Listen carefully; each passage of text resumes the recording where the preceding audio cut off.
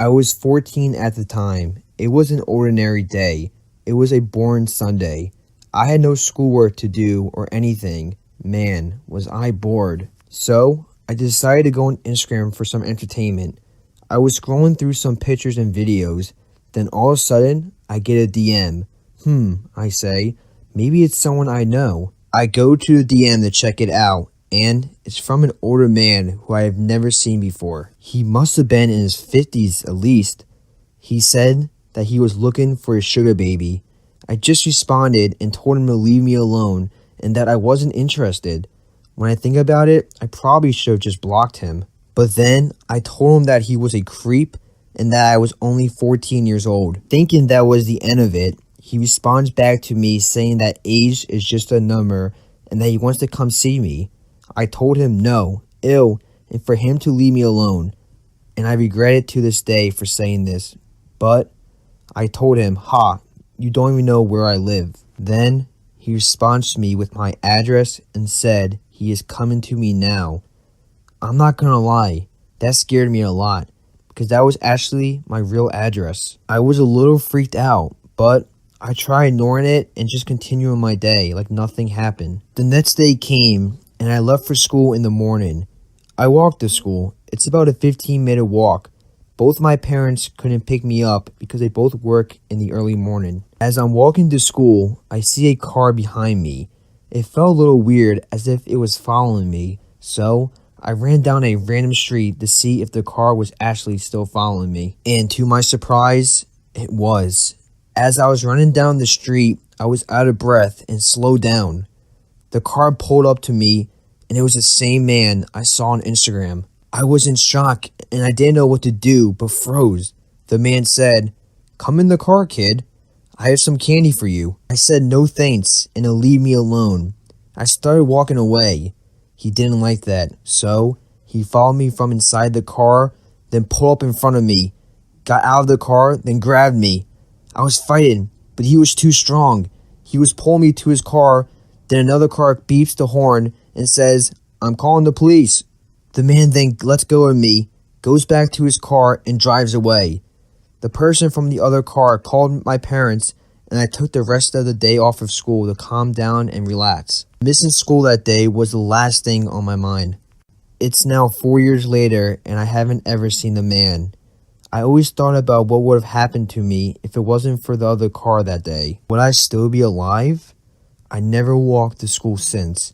All I know is I'm lucky to still be alive, and I take every day as it's my last because you never know what could happen.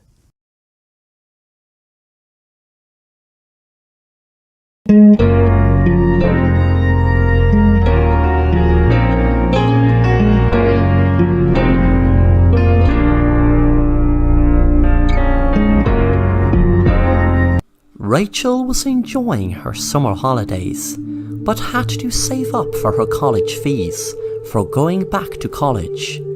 Last summer Rachel worked in a bar and enjoyed it, but since this summer had a lockdown and most of the bars and all the clubs were shut, she had no choice of securing bar work this summer. It was when she was in her friend's house one night that her friend Susie recommended the platform OnlyFans. Rachel first thought it was a disgusting, sleazy site, but had to admit the way Susie was telling her about it seemed appetizing, and the best selling point was she could make a ton of money from the comfort of her own home. Within a week, Rachel set up lights in her bedroom. She already had them anyway, as she used to blog a lot on social media, but never ever thought she would be doing such dirty photos, etc. She posted a few sexy photos, but nothing too explicit. Within a week, she was delighted to see that her followers were going up, and the first month she had made over €1,000. After a while, she started posting exclusive content for her followers who would pay more, and she even got tips for no extra content. One night she received a very creepy message from a guy that paid her to pretend to slit her throat with a knife. She had an open mind at this stage, but still found it very creepy, a guy asking her to get a knife and pretend to slit her throat. The man got very pushy, saying he would pay more money if she did it, and he wouldn't take a no for an answer. So she just spoke a little bit more and then blocked him. That night, Rachel was walking her usual walk she used to do around the block in the evening when she heard a noise. She thought it might have just been a dog or a cat, but looked anyway. There was nothing there. She kept walking until she heard it again. This time she froze, wondering, could someone be actually following her? Suddenly a man appeared and she jumped. Then she screamed when she saw a man pull out a knife and put it to her throat. He said, "You stupid little bitch." Rachel was thankful she took karate classes when she defended herself and was able to knock the knife from the man's hand. Then she knocked the man to the ground and grabbed the knife and held it to his throat. He was smiling, and that made her blood boil. She picked his skin, and there was blood. Then there was more blood as she stuck it in more. He told her, "Okay, that's enough, babe. I loved that roleplay. I am absolutely so turned on." Rachel then said, "I am turned on more, knowing that I am going to add a little extra to your roleplay. I am going to actually cut your freaking throat for real." With that, Rachel sliced the man's throat open. The next day, she was looking through her phone to see what messages or tips she got on her OnlyFans, but she was surprised when she saw a DM from the man that she blocked. She wondered, 1, how could she get a message from someone she blocked? And 2, how can she receive a message from someone she know she left absolutely dead? She opened the message, and there was a link to a video. She clicked on it and saw a video of her slicing the man's throat. It was the CCTV footage, but she made sure there was no camera. No, it couldn't have been CCTV footage. It must have been someone filming her. But who? She froze to death when she saw what happened. When she walked away, the man had vanished into thin air. Suddenly she turned around when she felt like someone blowing into her neck. The man was staring right into her eyes and said, "You shouldn't have took it that far. All those creeps on that horrible app are just a bunch of losers. I am your only fan, worth anything, and you just let me die." Rachel was trying to figure out what was happening. Suddenly, she woke up from a nightmare. It all came flooding back to her now, her killing the man. She wondered how she turned into a cold-blooded killer just over a few strange roleplay requests. Suddenly her phone rang. Susie said, "Rachel, you wouldn't believe what this crazy guy paid me €100,000 for last night. He was completely nuts. He claimed to have some power to turn any idea into a reality. Would you believe that? He said to me make up some horror story about OnlyFans about my best friend. I told him some wild crazy story that a guy messaged you to play a roleplay game, to him go to stab you and then you really stab him and then you would have a nightmare after it that the guy actually came back to life. Can you imagine? He actually paid me €100,000 for that, for some crazy stupid little story.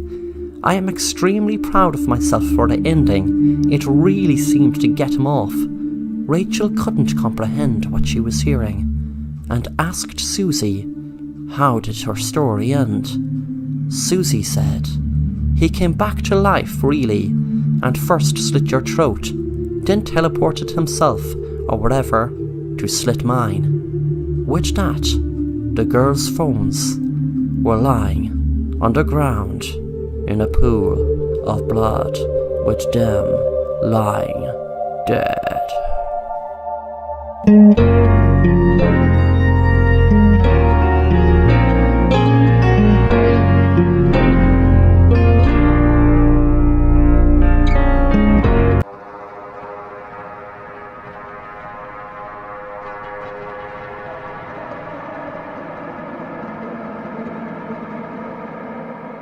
I was home alone watching horror, and I felt tense as I hated being home alone.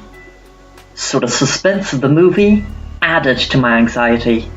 I don't know why I'm such a crybaby. Maybe I should just not watch scary movies. I got a notification from my phone. It was a Snapchat notification.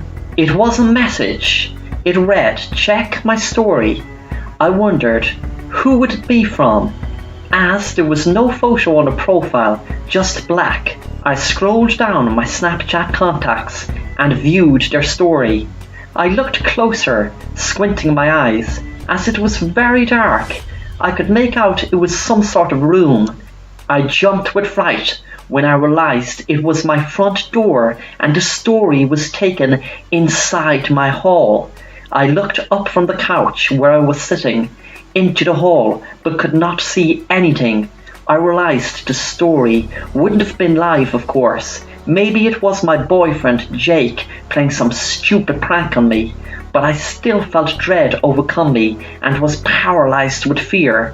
Whoever this is could still be in my house. I got another notification and almost turned my phone off, but knew that wouldn't change anything if someone was actually in my house. I pressed the button and viewed the snap. This time it was a video. I could see the back of my head and my phone in my hand. Whoever was filming this snap was just behind me and is just behind me now. My heart jumped in my chest and I felt like screaming, but couldn't as I was frozen with fear. I suddenly felt a hand touch my shoulder and jumped and screamed. A man walked around with a mask, then took the mask off, and he stared right at me. Let me introduce myself. You can call me, Jake. You don't know me, as you were too busy stealing my phone the other day. I followed you home, and that's how I know where you live. I was going to call the police, but decided there would be something more creative I could do.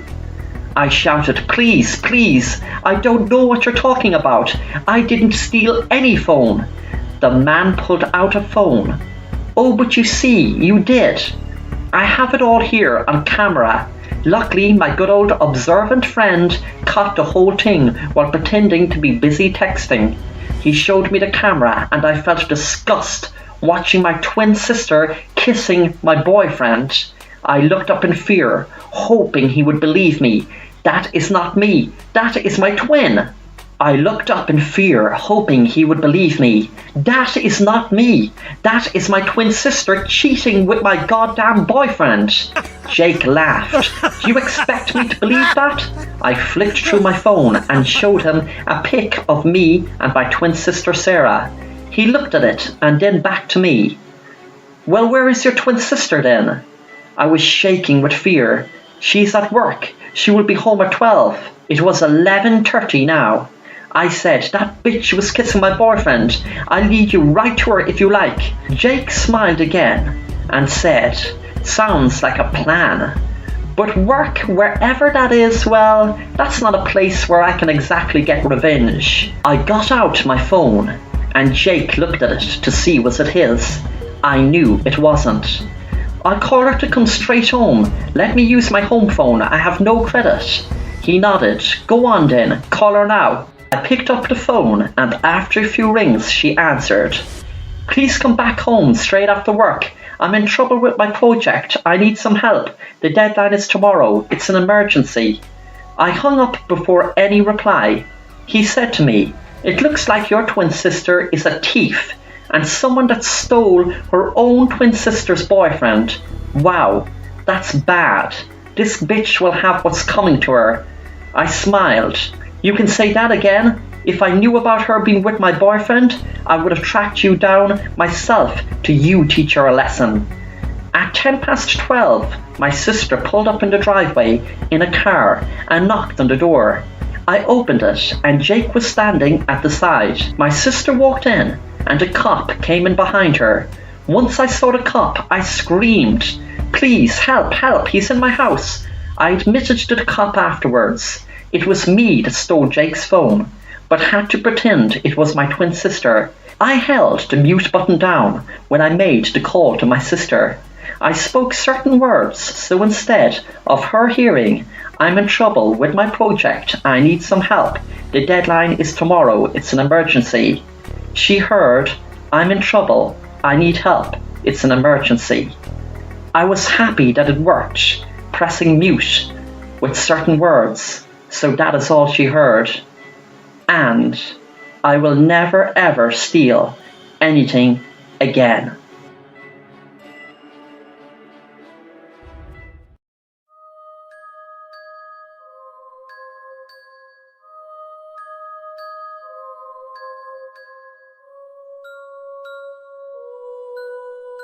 Marie broke up with her boyfriend, Jason, a month ago and has been single since. She misses the company, going out, having a coffee or having a meal. She found it hard to meet people and her friends were praising the dating app Tinder. Some even said they met amazing people through the app. Her best friend Sarah is with her boyfriend of 6 months and they met on Tinder, so she decided to give it a go. She set up a date through Tinder in a local bar where they had a few drinks. Her date was a man in his early 20s called Sam.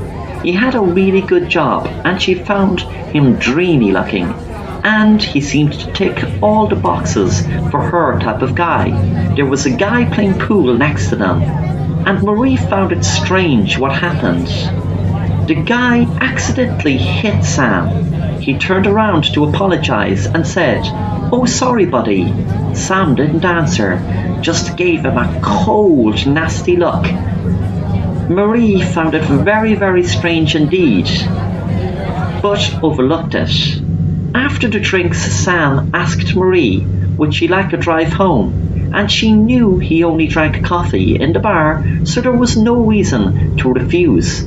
Plus, it was a half-hour walk to her house and she felt very tired. She said that would be great, and they both walked out into Sam's car. When they arrived at Marie's house, they walked up to her door and Marie said, "Thanks." Sam was hoping she'd ask him in, and he felt relief when she said, "Would you like to come in for another coffee?" "Sure," he said. When Marie shut the door, she turned to kiss Sam, and all of a sudden, a man bolted for Sam, knocking him to the ground. Marie screamed in terror, and then realized the man who knocked Sam to the ground was her ex-boyfriend Jason. She knew he was the jealous type, but never expected him to attack the next guy she met. She shouted at him to stop. Jason suddenly grabbed a gun out of his pocket and shot Sam in the shoulder. Sam fell, holding his shoulder, crying in pain. Marie was trembling in fear with her crazy ex-boyfriend in front of her, holding a gun. He said, "Don't move." Suddenly, Sam pointed a gun right at Jason and shot him in the head. Marie cried hysterically, knowing her ex-boyfriend was just killed before her eyes, but knew if it wasn't him, he would have shot her. Jason looked up at her and said, "Don't worry, it was self-defense." Then she heard movement behind her and turned around to see a large man staring straight at her. It suddenly hit her that her boyfriend wasn't telling her not to move, but he was telling the man behind her not to move to save her. Fear and dread rushed through her, knowing she was alone with two men who would no doubt kill her. Suddenly the door burst open, knocking the guy in front of Marie, and Sam lifted the gun, shouting, "Get back or I'll shoot." It was the man from the bar playing pool. He ducked and rammed right into Sam, then lifted his fist and punched him so hard he knocked him out. He then grabbed the gun, pointing it at the other man, and shouted, "You move one muscle and I'll shoot your head off." Marie had already rang the police. The man introduced himself to Marie after the police arrived and told her, after explaining to the police, he knew there was something off about the guy and knew something was up when he left a note on the table. He walked over and gave a glance just before a man could pick it up, and it had written on it, "Follow us, I'm going to her house." So he followed them to see what was going on. Marie was thanking her lucky stars, how lucky she was that the man whose name was Tom was observant enough to spot something very sinister was going on. She worried what could have happened to her if he didn't save her, and she promised herself she'd never ever date anyone through Tinder or anyone online again.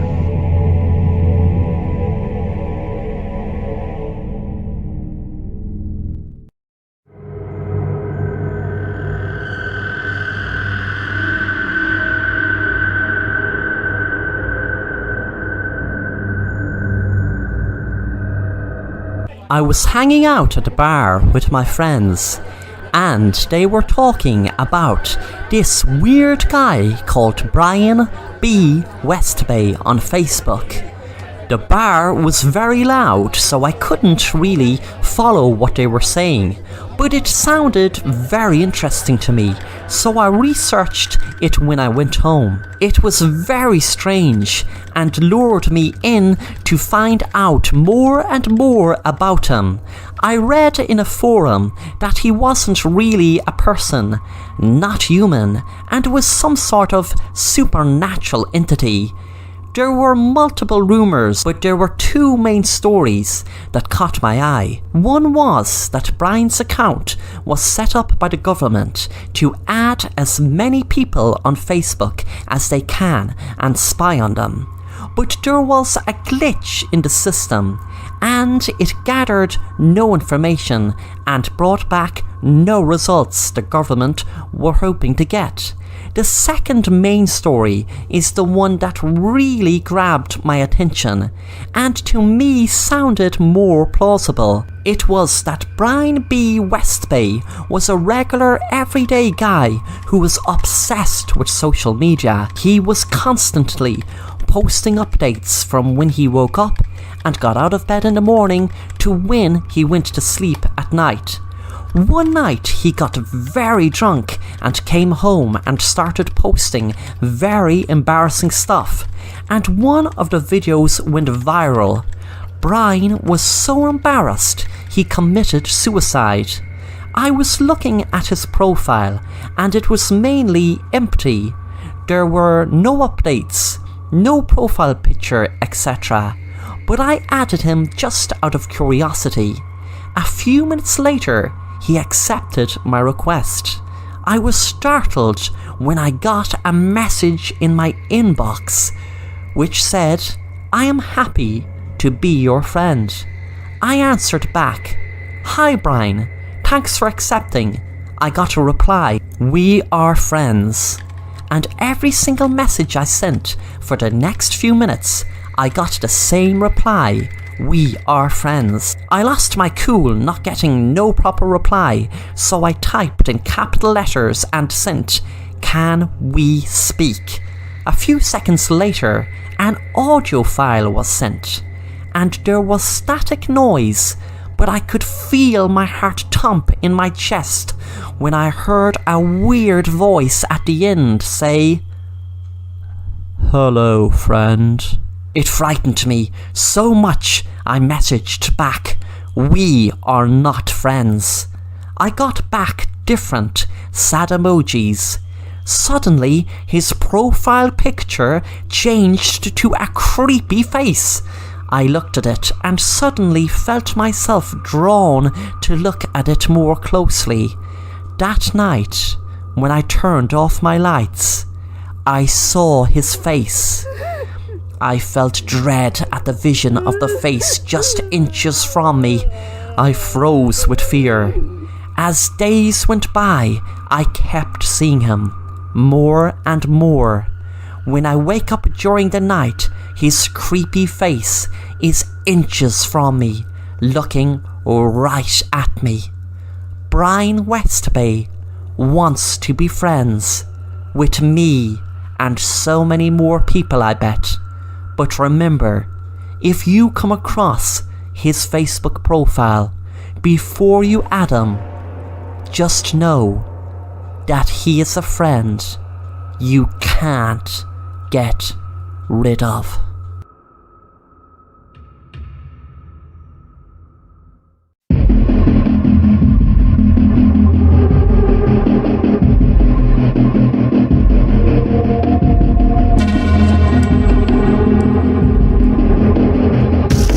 It was a Friday night and I was scrolling through my phone when I opened the TikTok app.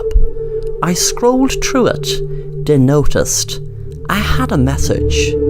I opened the message and it was from a guy called Frank. He said, "You were looking beautiful at the mall today."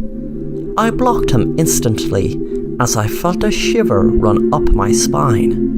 I just put it down to some creep trying to freak me out, so I didn't pay much more attention to it. The next day I was in the mall with my friends, and we were just walking after coming down the escalator when a man was standing in front of me as I got off. I said, "Excuse me," very politely. He turned around and said, "I'm very sorry for blocking you. Please pass."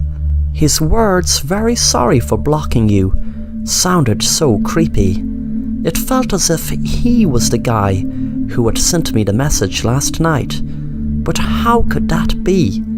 I told my friends, and they agreed it all sounded a bit creepy the way he worded it. I was hoping it was just a coincidence. That night when I went home, I received another message, which must have been the same guy. This time he said, "You shouldn't have blocked me." He must have set up a new account to just send me that. I jumped when I suddenly heard a noise outside my door. There was a piece of wood stuck up against it, with "You're blocked" written on it. I was shaking with fear and went to my window to try to get out. But I knew it was too high, and when I looked down, I could see the man below from the mall staring right up at me. I rang the police and stayed in my room until they came. When they arrived, the wood was gone from my door, and the man was nowhere to be seen. I couldn't understand the wood disappearing from my door. Then suddenly I woke up. Everything was dark. I know now what woke me. It was my phone. I answered it and could hear a man's voice. As I was saying, "You shouldn't have blocked me," I screamed, "Let me out, let me out." The man said, "There is a straw in your coffin underground. I will be taking that straw out in just under 5 minutes. There had been oxygen pumped into your coffin, but when that's gone, I'm afraid you're on your own. But I threw you a lifeline. I sent your friend a message on TikTok telling her where you are. If they're a real friend, they will find their way here to save you. But then again, they will need to bring a shovel, etc. So the time is ticking. Tick tock, tick tock," he said in a very creepy voice. Then there was silence. What seemed like an hour later, I could hear police sirens, and I thanked God my friend had rang them and got here on time. I was afraid after that to ever go on TikTok again. The man's voice rang in my ears. Tick tock. TikTok.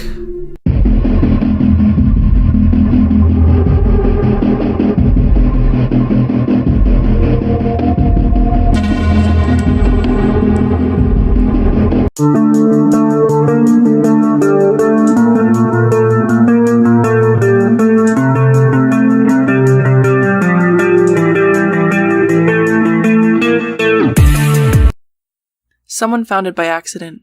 God knows what they were looking for in the first place. The website address is a series of random letters and numbers, and of course, like all secret dark web addresses, it ended with a .onion.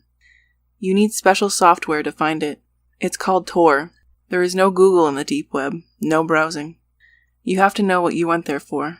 But some people think of themselves as explorers, and try to find web addresses simply by typing random combinations of letters and numbers. Supposedly, that's how they found Jane Woodbridge 813. That's how the story goes anyways, but I don't believe it. But then, I don't know how anyone else would have found it. The site itself is just a black screen with a video player at the center. The title of the video is written at the top of the screen. Nothing else is written anywhere. The video has no audio. I first saw it when I was 13, back in 2006. It stayed with me. It wasn't graphic, but still, I never forgot it. Which is why what's happening now has been keeping me up every night. It's like this nagging thing I've had in the back of my mind since I was a kid, and now it's at the forefront of my brain. It's all I think about. When I was 13, my best friend's older brother lived in their basement. Every now and then we would go down and try to get a turn at whatever PC game he was into at the time. One day we went down to find him reading a forum. We asked what game it was for, but he said it wasn't a game. It was for a video that had been going around. He hadn't seen it yet, but he heard rumors. He followed the instructions on the forum and found the site. It was locked with a username and password prompt. He read something he had handwritten on a piece of paper and typed it in. The prompt disappeared, and then there it was. Empty, save for the video player. He said I have to close the door before he could show it to us. I did. He pressed play. The video was shot from inside a house looking out through the old window to the backyard. In the middle of the yard was a girl. She was a teenager, but I couldn't tell exactly how old, maybe 16 or 17. She was leashed. It was wrapped around her neck, a chain running down to a pole on the ground so she couldn't move very far. At the moment the video started, she was standing awkwardly and looking at the cameraman, as if waiting for something. Beer cans were strewn all across the yard, and as I mentioned before, no audio. The camera jolted right. At the same time, the girl looked in the same direction. The camera couldn't see anything past a few feet ahead of the girl since it was being recorded indoors. But the girl could see it. Whatever it was that made them both look, it was ahead of her. She began to cry. She pulled at the chain and the pole, but they wouldn't move. She turned to the camera person, her cheeks red and wet with tears. She begged. The cameraman's hand popped up in front of the lens. He pointed an index finger straight down. The girl seemed to understand the gesture. She still cried, but now she closed her eyes, and one leg at a time got down on her knees. Then she bowed, her entire body bending until her face was down on the grass. Her hands stretched out in front of her. She turned them palm up and raised them as if she was worshipping. The video ends there. My friend said it was lame and called me out to play. His brother was interested. He remained for days trying to find answers, but there were none. I wasn't sure what to think. And then, as time wore on, there would be nights just before I fell asleep that I would see her there, kneeling on the grass. I needed to know what was standing in front of her at that moment. More than anything, I needed to know what she saw. Once, a year or two later, when we were sitting at the back porch, my friend's brother joined us as he smoked a cigarette. I asked if he ever found out who the girl was or anything else about that video. He said no one knew the girl. He was talking about the entire online community. They had looked for every girl with that name they could find. Nothing ever came of it. But he did say one thing which was very strange. He said the brand of the beers that were all over the yard didn't exist. Not in America or any country. This was such a strange additive that, again, I couldn't stop thinking about it. And then when I was 16, in the winter of 2009, a small news story went viral. The story was of a girl who had gone missing after going out for a walk with her friends. Two of her friends said she had been acting strange days before her disappearance, as if she was afraid or something. They had been walking home from school one day, and she just ran without warning. They couldn't catch up, and no one could find her after that. Her own parents confirmed that the two girls had told them of their daughter's behavior, telling the police she had recently developed a fear of mirrors. Her name was Jane Woodbridge. She was 17. Reddit and 4chan exploded with the news of it. Jane's photo was quickly released to the public, and yes, it was her, the girl from the video. But no one could believe it was true. The video had been released years prior to her kidnapping. The mystery only grew when photos of Jane as a 14-year-old girl were used for the 60 Minutes interview with her parents. They showed a much younger, much shorter, acne-ridden girl with chubby cheeks and big glasses. She did not at all resemble the Jane in the video. Some months later, Jane's body was found in the woods, where she had run from her friends and gone missing. The spot had been searched thoroughly by police and volunteers. The police and family did not disclose a cause of death, but they did say it did not look like a homicide. Between the day the video appeared online and the day she went missing, it had been 813 days exactly. After Jane's body was found, the Deep website, which had been locked again with a new username and password for 6 months or so after Jane went missing, was finally cracked.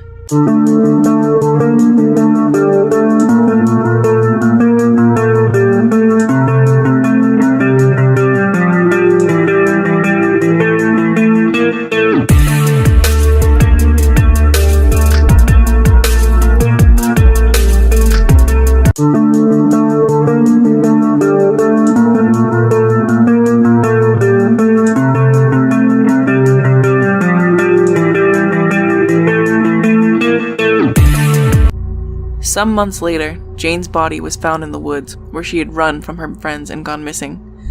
The spot had been searched thoroughly by police and volunteers. The police and family did not disclose a cause of death, but they did say it did not look like a homicide. Between the day the video appeared online and the day she went missing, it had been 813 days exactly. After Jane's body was found, the Deep website, which had been locked again with a new username and password for 6 months or so after Jane went missing, was finally cracked. The video had changed. The inscription read Emily Forster, 12. The video began by showing Emily walking with her friends along her street. It is handheld, the camera person hidden and far from the kids. Emily's arms are crossed in front of her and her head is down. She suddenly runs, crossing into the woods. Her friends give chase. The camera person moves forward toward the woods. The video cuts to minutes later. The camera person hides as Emily's friends exit the woods, unable to find her. 4chan, Reddit, and other social media sites began the search for Emily Forster. For the first day of the search, the name was even trending on Twitter. 12 days after the video was posted, 16-year-old Emily Forster was reported missing after she did not come home from her job in Creede, Colorado.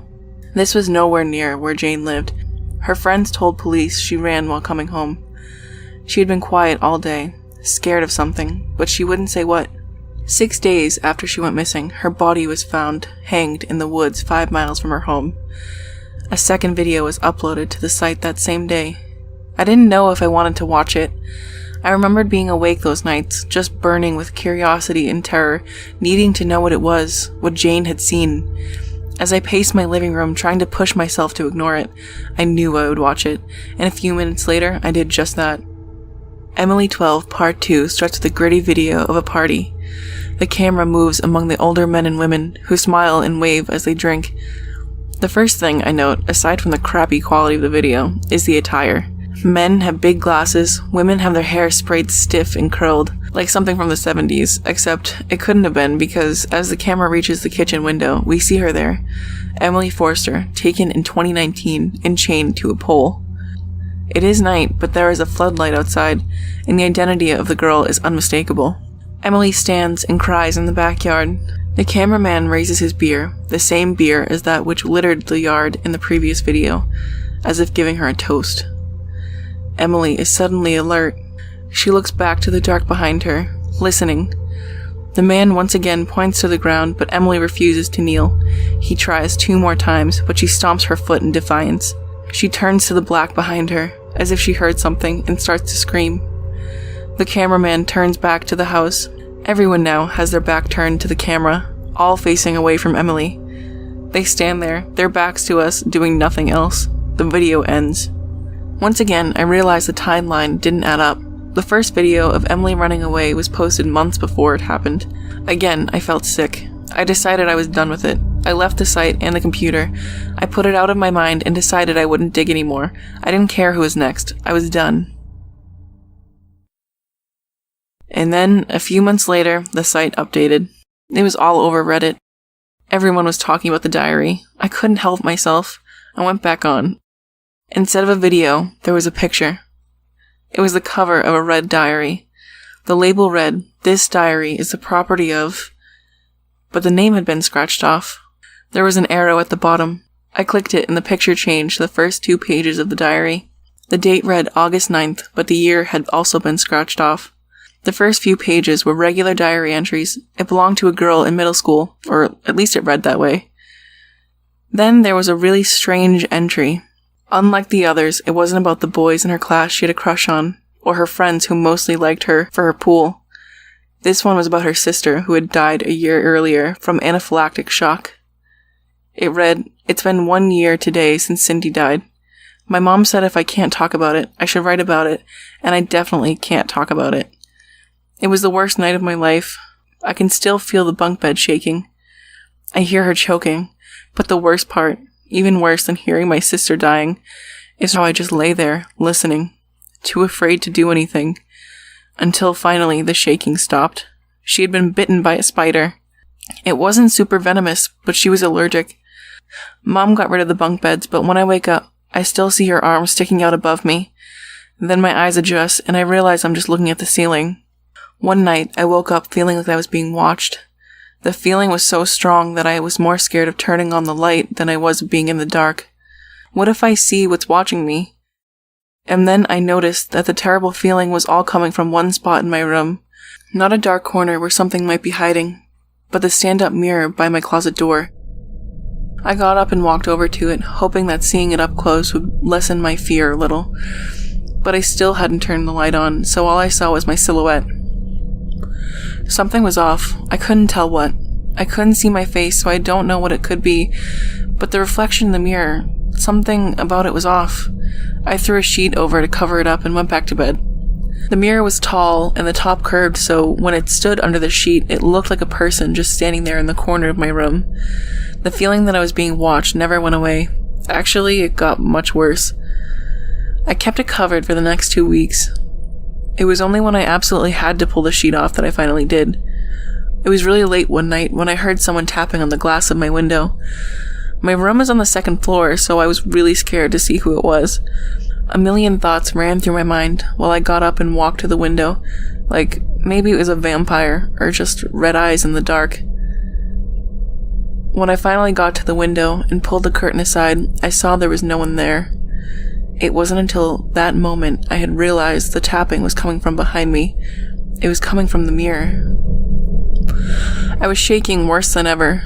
My mouth was dry, my legs weak, but I had to know what it was.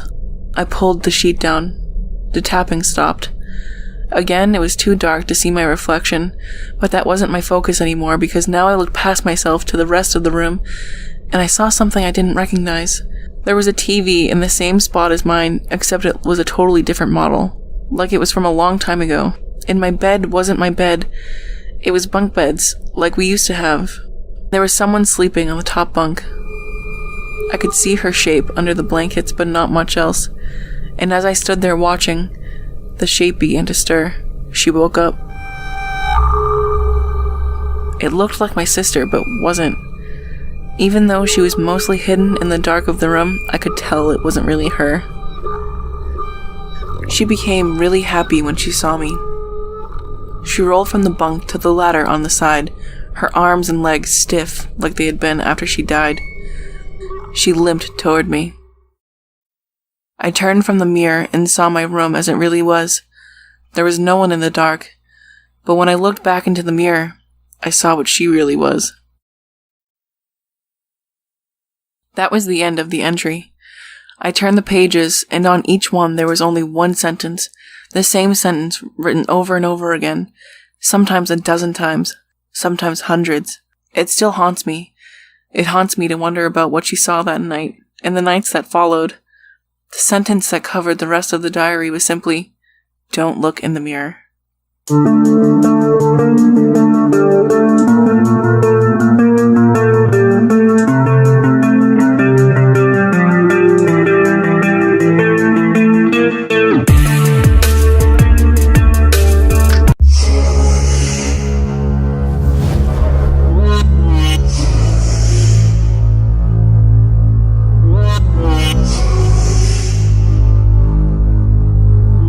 I went on the dark web because I heard a lot of cool stories about it. I just couldn't resist.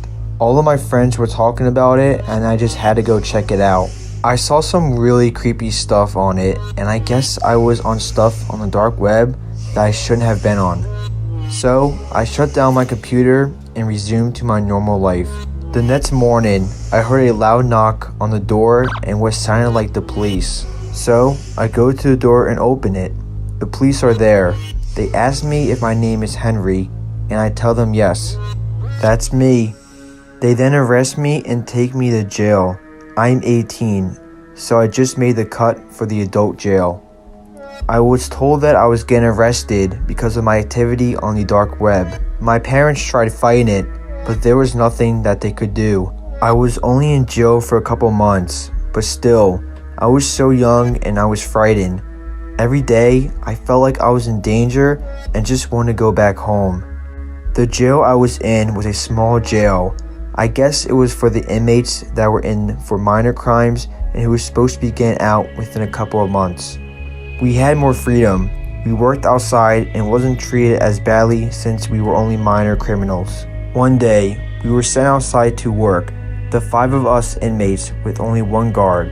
Usually, there would be 2 guards, but the other guard for some reason couldn't make it. So we were all working and 2 of the inmates tackled the guard and then the other 2 go help the inmates and the guard is out cold. At this time, I only had 1 week before I was leaving, so I wasn't really trying to get in any trouble. The 4 inmates started to make a run for it while the guard was unconscious. In a split second, I ran with them. I knew I shouldn't have, but my mind ran wild and I just did it. Looking back, I probably should have just stayed, but then they could have blamed me and I could have got a longer sentence, so I decided to take my chances. I ran home and I see my laptop on the dark web page, and then I see my mom and dad. They asked me why I'm out early and my dad smiled and then they gave me a hug. After a couple of minutes of talking to them, the door slams open and it's the police. They tackle and arrest me. As I'm walking out, my dad apologizes for calling the cops and thanks me for taking the blame. As I'm on the way back to the jail, I put the pieces together. My dad has my laptop on the dark web website. He smiled and thanked me for taking the blame. I then realized that it was my dad who was doing the illegal things on the dark web using my laptop and not me. A couple months later, I go back home and there's nobody there. They packed up their things and moved. I don't know where they are to this day. I've never seen them again.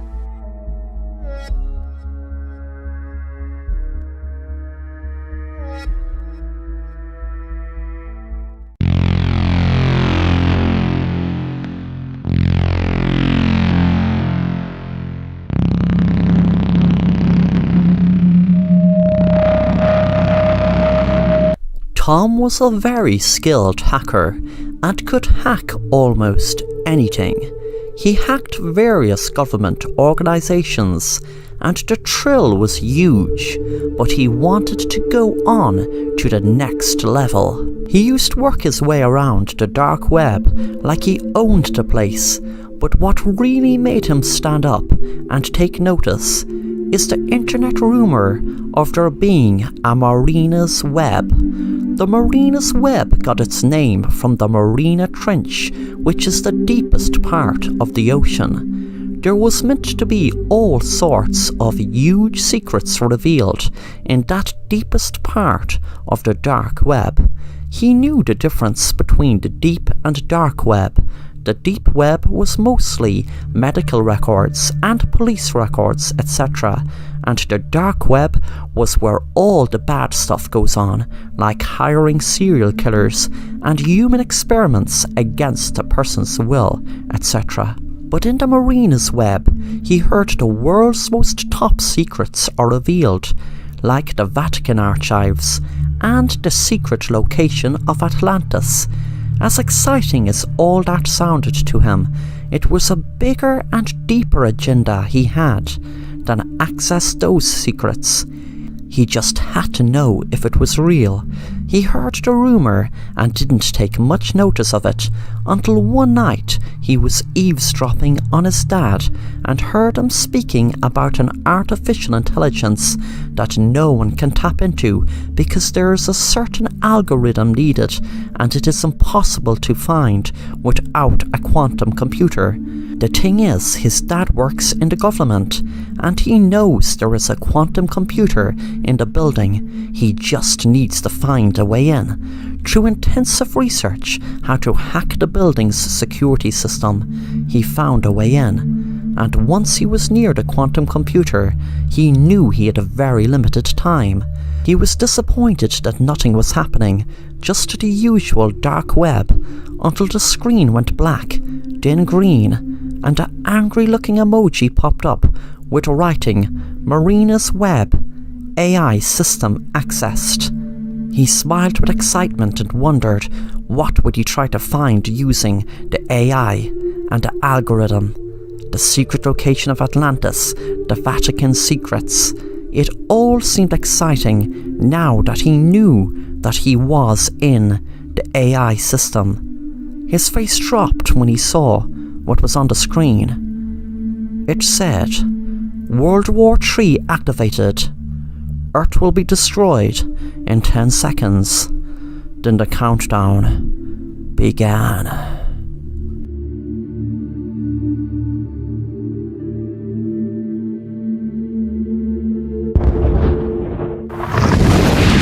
Thanks for watching The Assassin Rapper, and if you enjoy the content then make sure to subscribe and hit the bell to be notified of new content.